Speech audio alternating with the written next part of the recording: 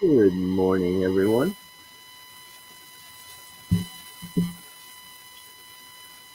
Hope everybody's enjoying their week. Hope everybody's had time to prepare for those that's going to be in the path of this upcoming winter storm.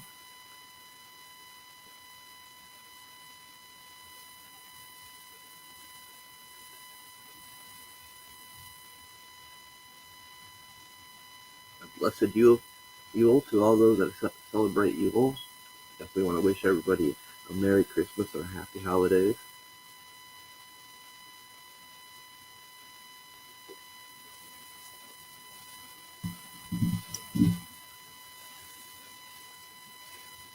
I was kind of a little bored. Woke up early and figured I'd just drop in and have some idle chat. A few things I want to talk about. It's nothing, you know, just kind of treat this like a rambling of the chaotic mind, see where things go. Except for some mid-afternoon or mid-morning coffee and chat, since it's almost 12 o'clock in the afternoon on the East Coast.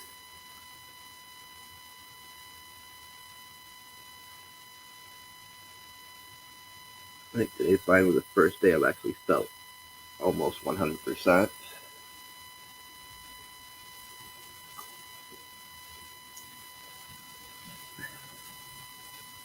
So that's good. Glad for this year to be over with, honestly. But like I said, this time it was more dental related than anything. It's kind of messed up. You start taking care of your teeth like you're supposed to. I seem to have been having more dental work than I had when I didn't really take care of them. I had just some work that needed done. A couple fillings fell out, and my denture plate wore into my, because it's all metal. The clip where it clips onto my one tooth, it wore into it, caused it to crack. But I ended up had to get one tooth pulled, which was a wisdom, no biggie. And then a double root canal. So yeah, I've been miserable for the past 2 weeks.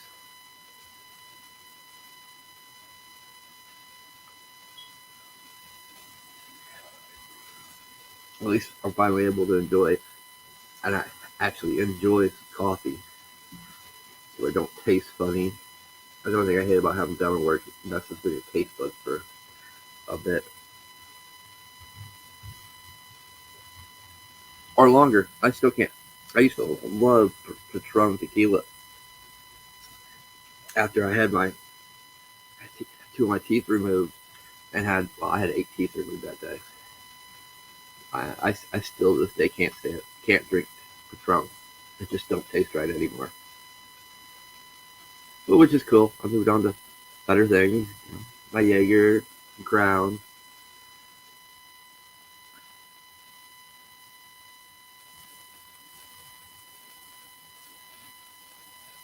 But it's definitely been a interesting past few weeks. I've actually had time to enjoy other people's podcasts, faces on Twitter, enjoy some of the stuff that's going on that I've tuned out for a little bit. And honestly, I think right now one of the bigger stories that we're seeing and watching unfold is what's happening on Twitter.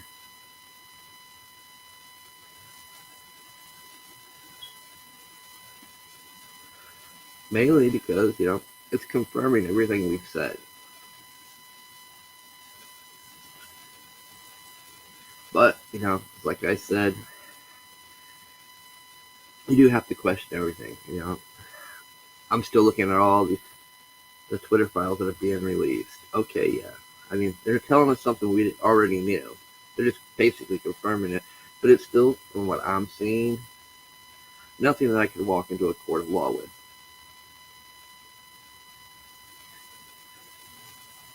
And regardless, it's nothing we could walk into court of law with because of the executive orders that Obama made that Trump never got rid of.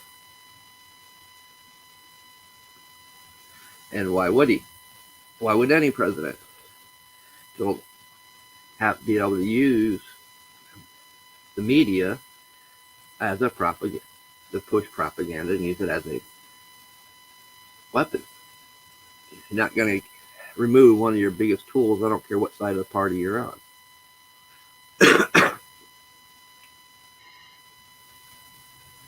But unfortunately, as we see and know, things like that, they get used and abused.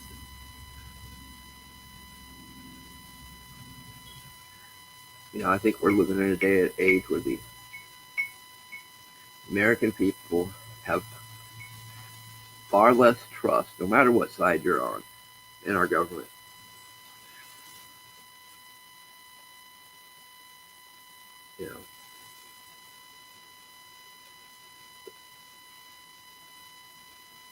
We've gotten to that point.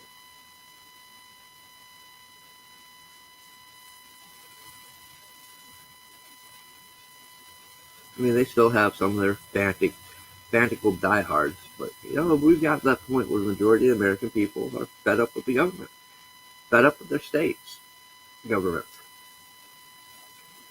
Because, you got to ask, what have you done for we the people? You've done nothing besides add to our misery, strip us of freedoms.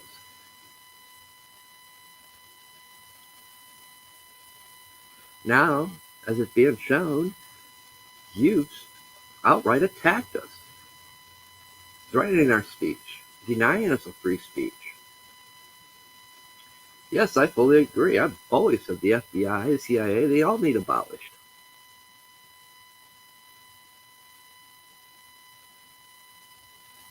When you can't trust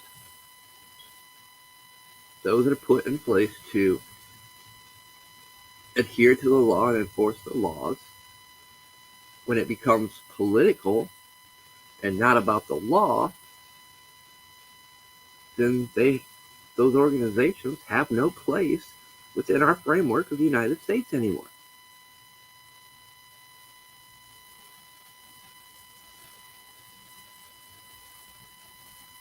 Because right now, the bad is outweighing any good that they've done and are doing. There is a lot of good being done that we don't hear about. Or, maybe that's wishful thinking, being a little too hopeful there. But it's just, I see these politicians, they got so much time to rant and rave, post their tweets. But what have they done? You got all that time to be tweeting out on Twitter. How about taking that time and writing some legislation down and make things better for us? Ease our economy. Put an end to sending money to Ukraine.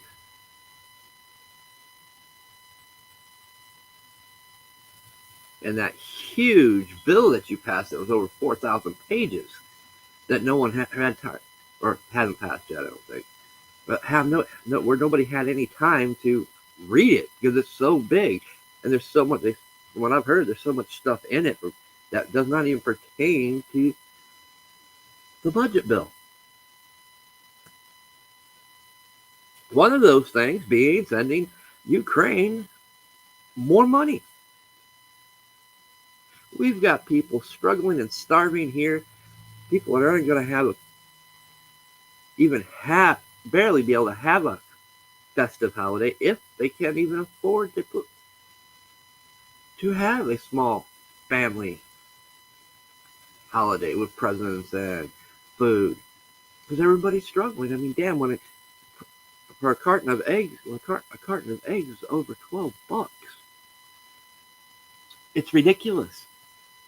And the buck stops with our corrupt government. They put us in this, and they're continuing to make things worse, continuing to put our country further and further in debt that it's going to take not our children's or our children's children, but their grandchildren before they even pay some of it off. That's how bad it's gotten.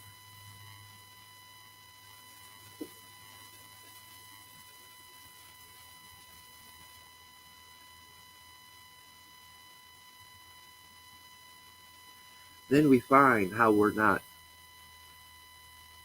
able to even be honest and talk about these things because these social media platforms will censor it. Why? Because they're getting money from the FBI, money from the government, getting kickbacks from the DNC or the RNC. And both parties are guilty of this. Let's not put blame on one party. They've both done it. You start following the money, you'll eventually find that, yeah, they were all in on it and guilty. They've all used it and manipulated the system.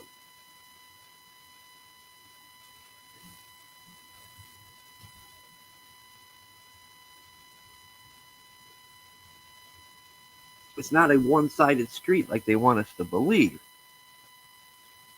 They want us to believe that so they can sow division. And that's always been their key factor. Keep us divided and arguing with each other. Then they get to do what they want. They get to write a over 4,000 page bill that no one has time to read during the holidays where most of us are tying loose ends up, getting ready to travel, last minute shopping. We don't got time to focus on what our Congress is doing at the very last minute before the next group of senators and congressmen and women come in. It's ridiculous at the things they do, intentionally knowing that people don't got time. And it's hard to make time. I work 4 days a week, 11-hour shifts.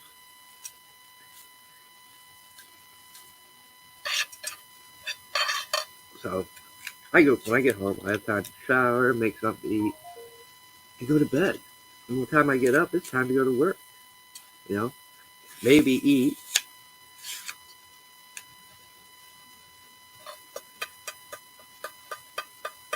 And I still not making enough to pay the bills. Granted, here moving here at the end of the month, that'll relieve some of that strain. But not really. I still gotta play catch up on some bills.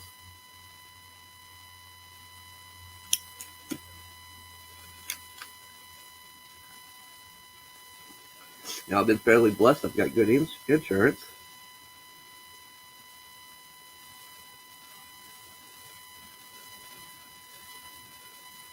But it still adds up.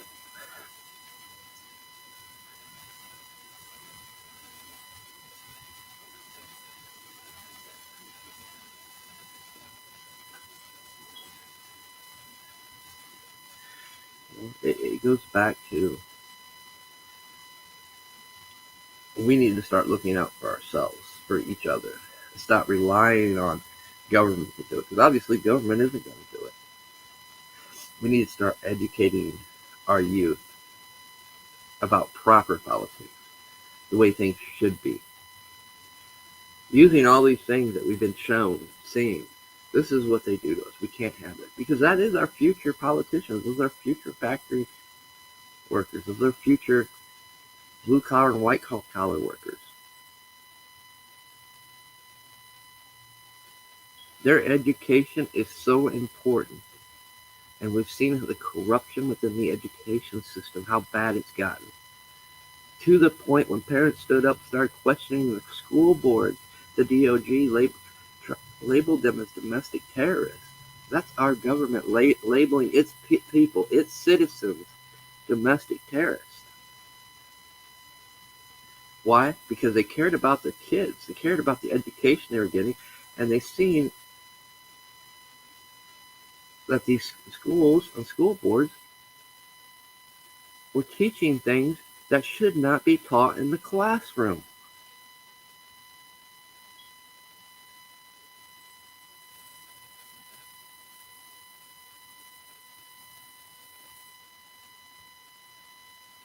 The whole irony and sad part of it is, those of us who've always talked about those things, we get censored, we get shadow banned.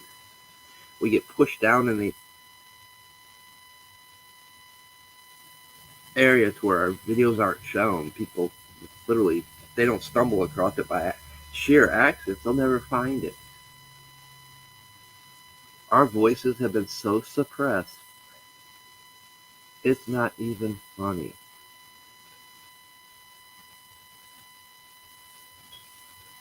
And honestly, I mean, I look at what's going on at Twitter. I look at what Elon Musk, basically, he said as soon as he can find somebody to replace him that can handle it, and basically, pretty much said it's a nightmare.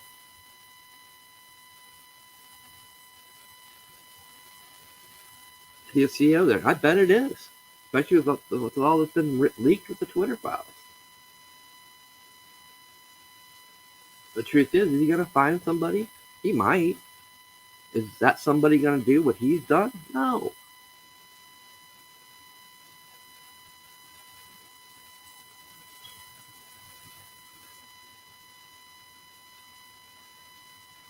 I mean, you would practically have to find somebody completely anonymous,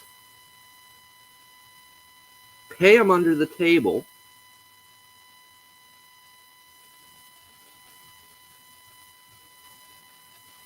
create a different identity for this person. I mean, honestly, you would. Because that's how bad and how deep everything's gotten on Twitter between the FBI, CIA, our governments, the world leaders, the dictators. They've all embedded themselves, all controlling. I mean, China has a huge control of what their people can and cannot say on any media. We're blessed to have the freedoms that we have. And we're finding out those freedoms are very limited these days.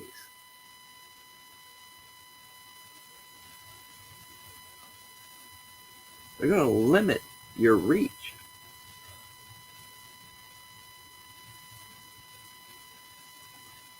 You know, when you start dealing with the alphabet agencies, I mean, damn.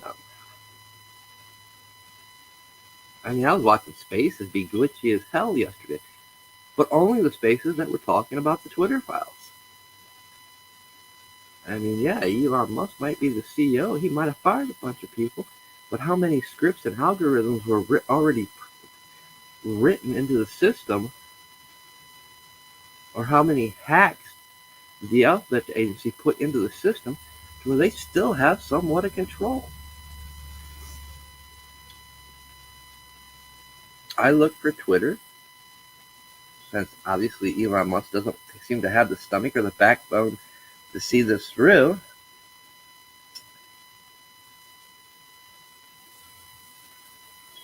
To either completely disappear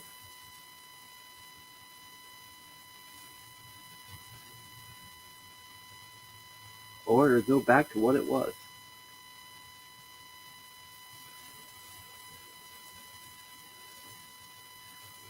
Honestly, what it will take to run Twitter and to do what Elon Musk is, a true, solid patriot.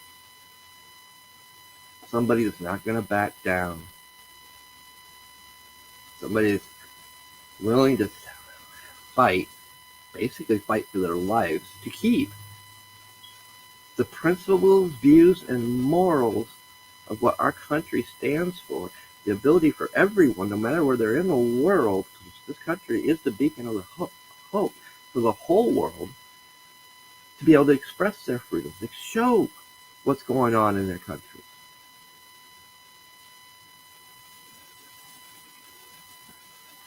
Twitter is one big echo chamber, but Twitter is also where most people these days go to be informed, to get their news, and everybody knows it.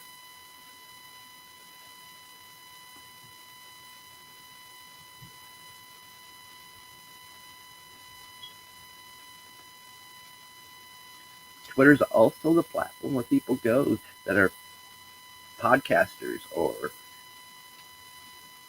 small business owners or entrepreneurs to grow their fan bases.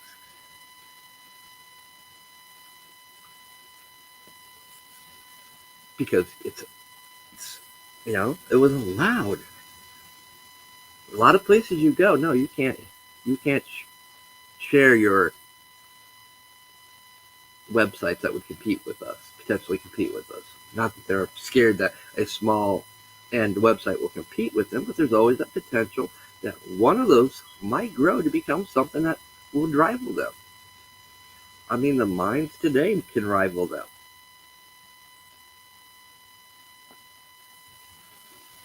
But the minds is more crypto. It's not, but it is. It's based on a crypto system.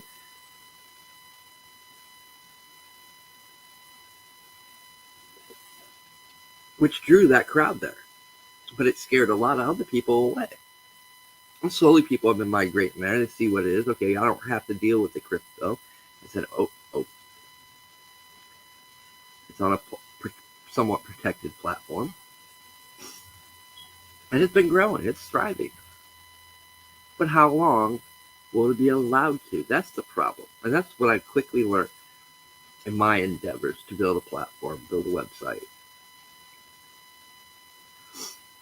The day I spent 7 hours in a boardroom with 7 different lawyers, basically each of them basically reading me the riot act, what's legal, what's not, what you can get away with if you overstep this, the consequences thereof. And I basically walked out of there fucking sickening. To know the idea of a true free speech platform comes at a high cost and is virtually impossible. Because no government entity is going to allow such a thing. They will attack and drag you through the courts or cost you so much money. If you're not a multi-billionaire or millionaire, you're doomed. Or you just lay over and adhere to what they tell you. But when you do that, you have nothing. You don't have a platform. They own it. They control it. You're just a puppet. Yeah, I think that Elon Musk is probably starting to realize that.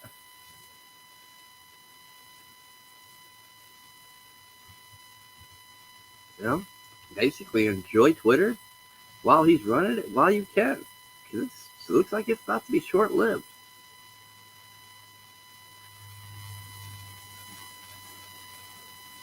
I mean, they pretty much will set their precedents. They will try to destroy you.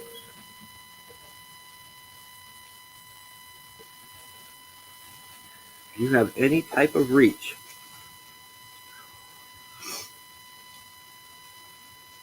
if you got reach, that means you have influence, that means you're a danger. You're not a danger, you're a threat to them. They fear you. That's the truth. God's honest truth.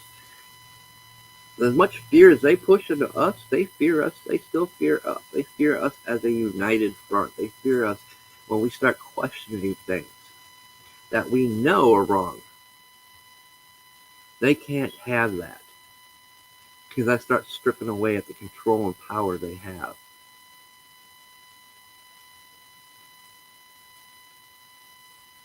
So they're doing anything and everything to stop us from using our minds.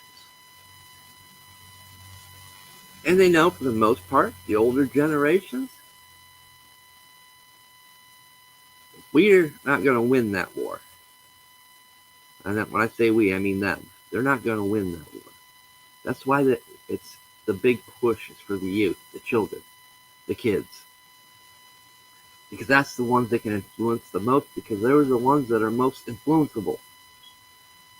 They have not lived a life yet. They have not experienced things. They're learning. How they learn? They're going to these school systems that have become indoctrination centers and programming centers. Being told that your parents are wrong. Being told the Boston Tea Party never happened, Paul Revere's last ride never happened, which, Paul Revere thing, that's a whole nother thing, because yes, we recognize Paul Revere, but there was many Paul Reveres that night, as we've learned through history.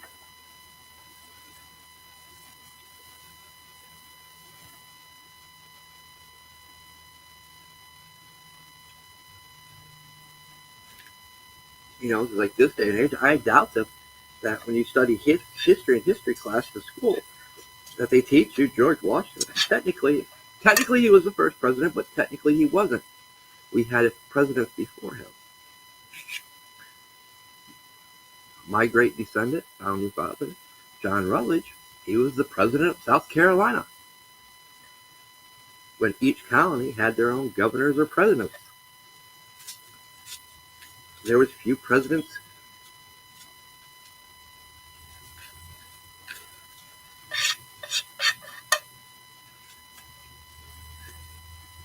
And the thing is, George Washington was not elected by the people either. I think that gets forgotten. But he didn't want the job either, which I think is kind of cool. He was the perfect man for the job to be our first, because he didn't want the job.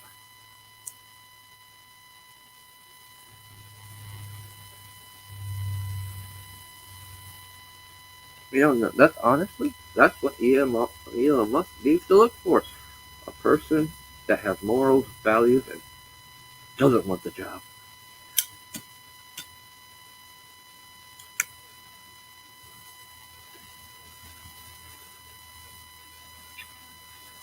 But willing to accept the sacrifice, the burdens, the pain that's going to come with it.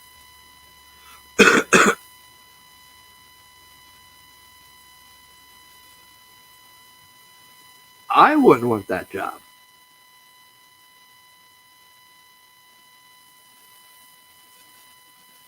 because I see all the pitfalls and dangers that are there.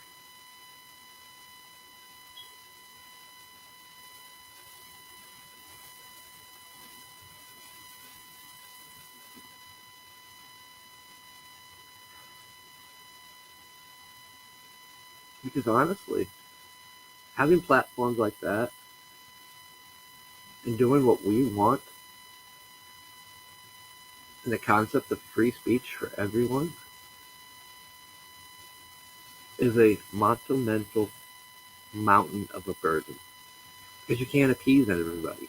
Everybody's got their own opinions and views on what they think free speech is, what they think free expression is. They don't see it as black and white. And that's the sad irony of things. And it's because it's how they've taught us. It's how they've manipulated us and pitted us together to divide us. They don't want you to see it as black and white. In fact, they don't want you to say it's black and white, because if you say it's black and white, then they're going to call you a racist.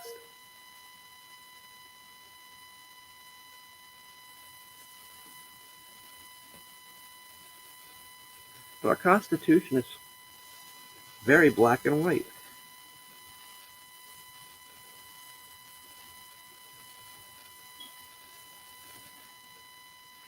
It's common sense. Now everybody should go read Thomas Paine's book, Common Sense. Find common sense in this world.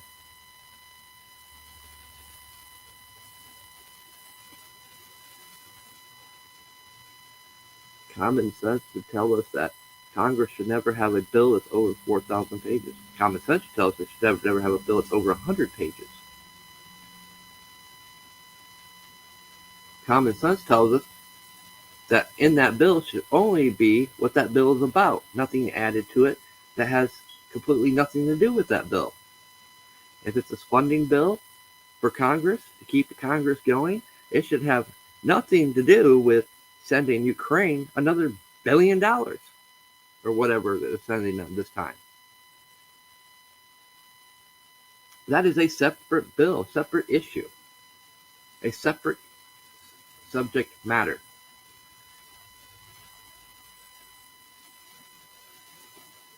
But no, let's put all this stuff in here that we want to pass, but we can't if we bring it by itself. And that's the thing. If they bring each of these things by themselves, it would never pass. But we put it in something very important that has to pass, then we'll get it passed.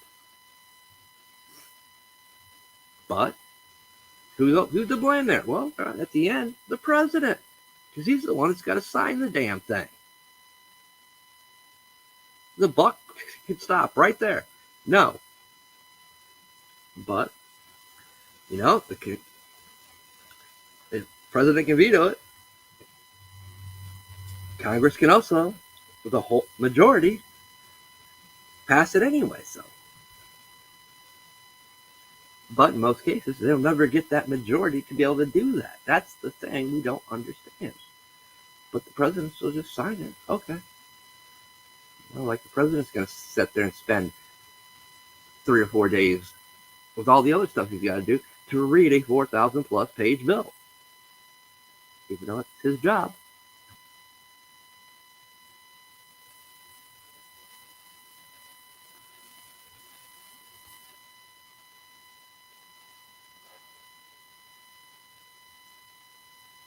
There's so many changes that need to be done. We talk about these things, but nobody wants to go in there and do that and bring those changes. One, nobody in Congress would ever unanimously or as a party on either side vote to make those changes. It would never pass because that would put an end to the power they have. That would put an end to the corruption that they're been getting away with.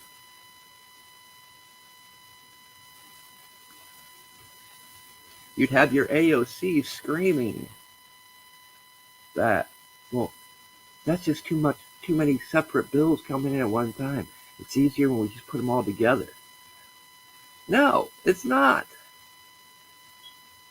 That eliminates those bills that shouldn't be a bill to begin with out of the equation. And quite frankly, you're not put into office to have an easy job. Obviously, they got way too much time on their hands.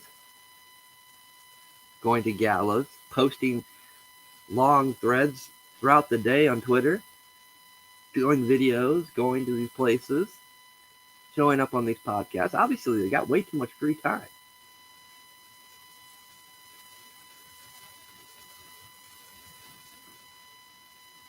Because they haven't done a damn thing for us yet.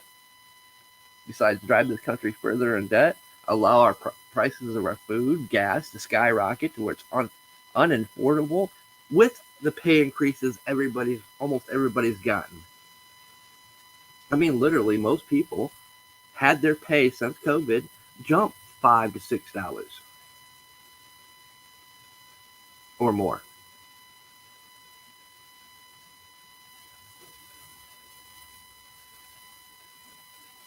And they're still not making it with the pay increase. The government's getting fatter with the taxes they're taking in. That's why they wanted to hire all these more tax people and aren't give them guns because they're raking in the money. Because we're making more and they're taking more. They want to make sure they get every last dime. Well, not dime, every last cent.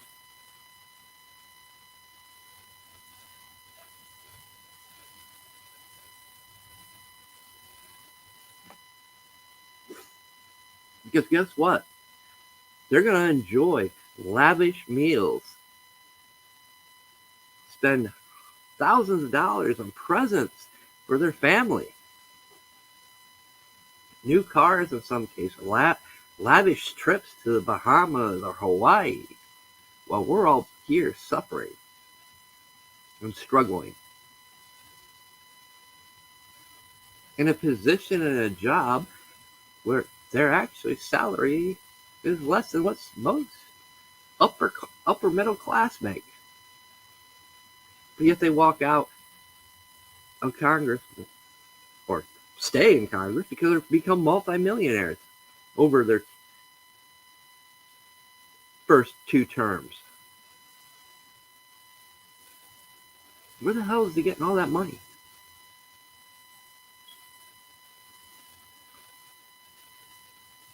But yet we suffer, we struggle. Then when we start talking about these things, they start threatening the social media platforms to take their platforms or to drag them in front of Congress, threaten them with creating new laws if they don't censor what people are talking about. I'm sorry, this is not a free country when we start dealing with it. That's the shit that China does. That's the shit what dictators do. To silence the people. To silence and control the information.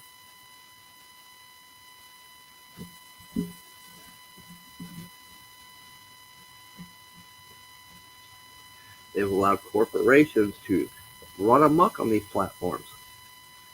So they have just as much control, if not more, than the owners of the place. And what? The owner's not going to care because they're making the money. Okay, yeah, we'll do it here. But you got to pay us this. You know, when they get huge contracts for advertisement, you don't want to lose that because you've gotten used to living the lavish lifestyle, being able to travel the world. You've forgotten where you came from.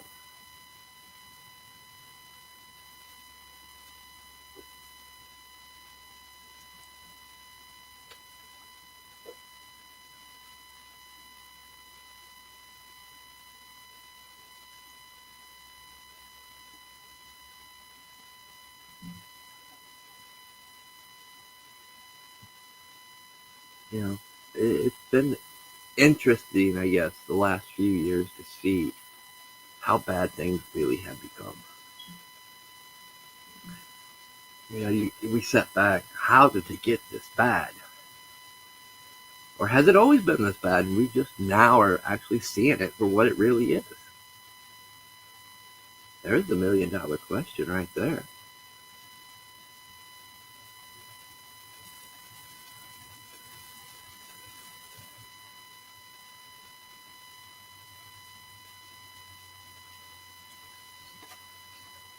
You know, I'm not a big fan of these committees either.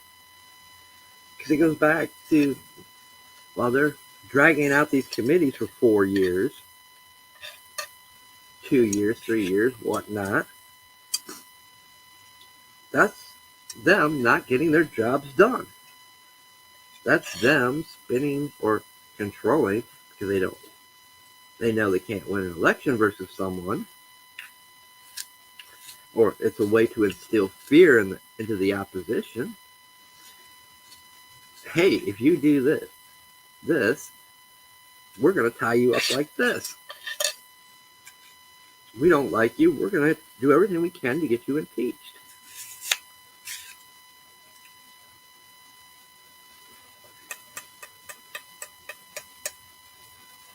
Or make it so you can't even run. I mean, it's ridiculous. The whole system's corrupt. I'm so sick and tired of seeing these rich multimillionaires running for election, trying to be president. I don't want to see a celebrity. I don't want to see a million. I want to see an average day person that's busted his ass to get by and support his family. Those are the people we need to elect. Because that's when change starts really happening. That's when people, okay, this is what's broken and we're fixing it. But they don't want those people in there. It's okay if 1 or 2 or a couple get in. We can control them and keep them silent. But when you start getting 50, 60, then they got a problem. And they don't want that.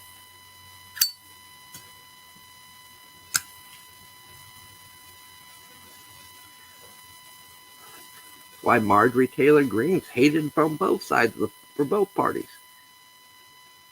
She figured something out, and she's making them actually come in and vote, have to vote on these things. That was probably one of the biggest bombshells dropped this year when she said that on the Tim Pool podcast. How, and she said it just right too. She said it. Both parties do it. Whoever's in control of the House or the Senate, you'll have 6 or 7 people from each side in there, and it's always the House controlling party that sets the bills. Passed by majority vote, 7 people, yay. Or the opposing bill, nay, we control it. It's not even going, you're not having the full Senate or the full House come together and have a hearing and vote on the bill. That needs to stop. But she's still taking a stand. She go make sure she's in there. She makes sure they have to call a House in to vote. So yeah, she's become the most unpopular person. Probably right next to AOC. AOC stirs the waters on both sides. I don't care for it. But she's another good person that stirs those waters. Pisses everybody off.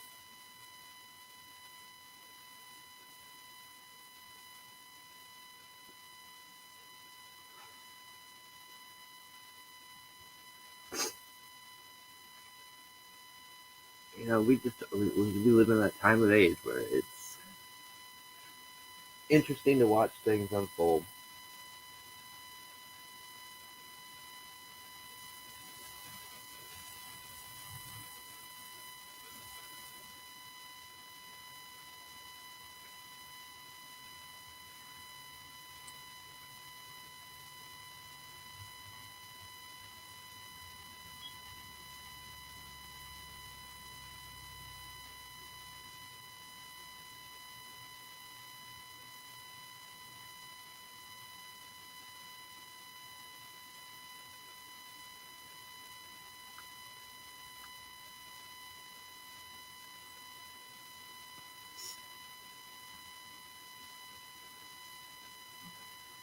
The stuff that been being shown on the Twitter files, it is quite sickening, honestly.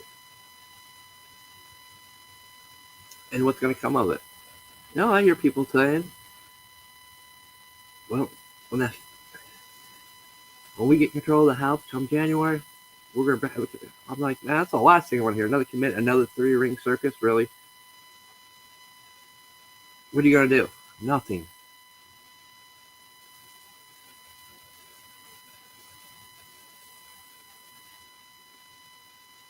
Just like the committee before, the last 2 committees before that brought in all the heads of the platform. It was a 3-ring circus and nothing happened. It was all talk. Well, wait, there's something did happen. Twitter bowed down and removed Alex Jones from the trending. Then, a few hours or a couple days later, suspended him from the platform. All because senators told them to do it.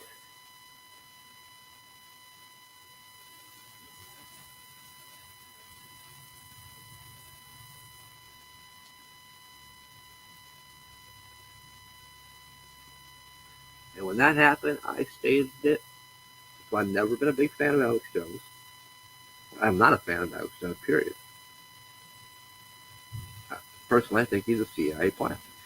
They used him to come after every single one of us, to set the precedent, and they did. After that, censorship on all these platforms started to run rampant because they got the okay from a few senators.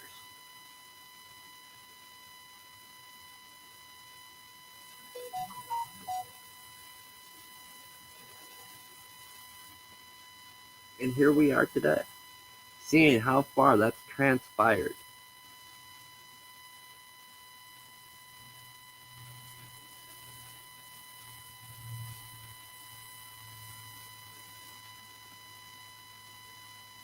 And the truth is, we get far away from the aspect, but there's been court cases fought and won on these smart devices, on Alexa, spying on people's conversation, to the point where in one conversation, it got mailed to I think it was a family, to one of their family members. It wasn't something that should have ever got said, but it was recorded and sent to somebody. Oh yeah, they sued him over it and won. But yet they say, oh no, it don't listen to your account. Yes, it does. In fact, there's warning labels on all your smart devices. They have to put it on there. It's like our cell phones. Even when our tracking's turned off, it still tracks us. Google still tracks us.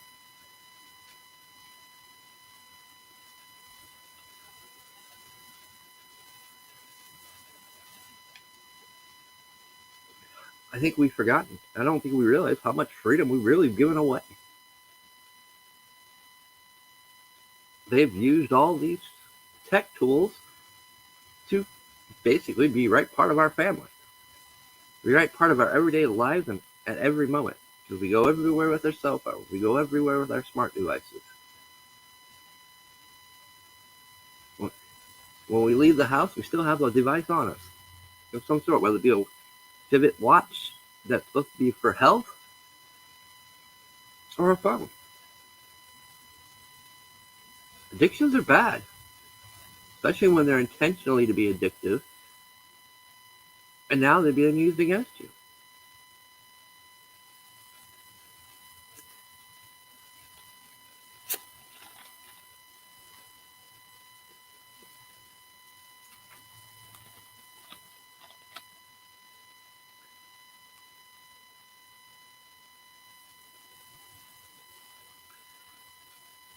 You know, everybody wanted to make a big deal of facial recognition programming software and stuff. Yeah, well, it doesn't really matter when you're walking around with all these tech devices, when you can't have a private conversation. You literally, if you want a private conversation, strip all your devices, leave them at your house, and you literally got to go out in the middle of nowhere where you can't get no reception to have a private conversation. That's how bad it's gotten. You can't have a private conversation in your car because cars have been smartly automated. I mean, back in the day, we talked about the OnStar devices. There's been cases on that, how they were used to record conversations that people were having in cases. I know people, once they bought a new car, the first thing they removed was the OnStar.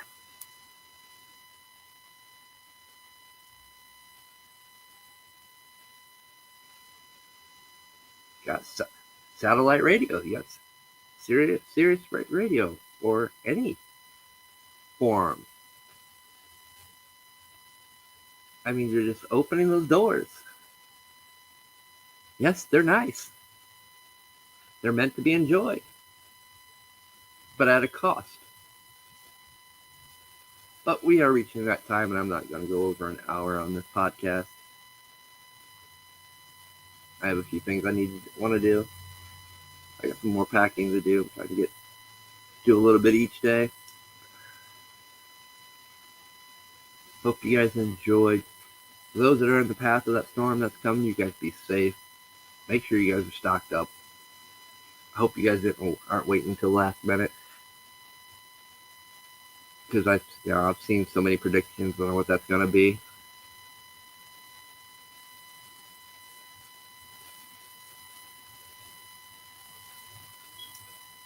I mean, it's basically a double whammy, because we're going to get some areas are going to get blizzard-like conditions, other areas are going to get snow, but it's what's coming behind it, that polar vortex is dropping in. I mean, they're calling for negative temperatures, and that's not even cold. I mean, I woke up this morning and it was pretty chilly in here. I mean, to the point where I actually turned the furnace on reluctantly.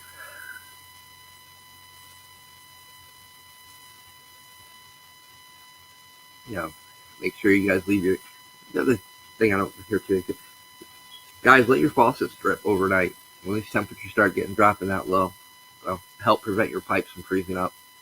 The last thing you want is your pipes to freeze up and burst, especially when, with these storms winter storm that's coming in and sub-degree weather, power goes out, the last thing you want. And the last thing you wanted to have to deal with is busted pipes. I mean, as soon as it hits 32, I set my faucets to drip as a preventive measure. With that, you guys enjoy the rest of the week. Those that are getting ready to travel, be safe. You guys all have a blessed Yule, a Merry Christmas, and a Happy New Year. And be safe. I'll see you guys on the next one.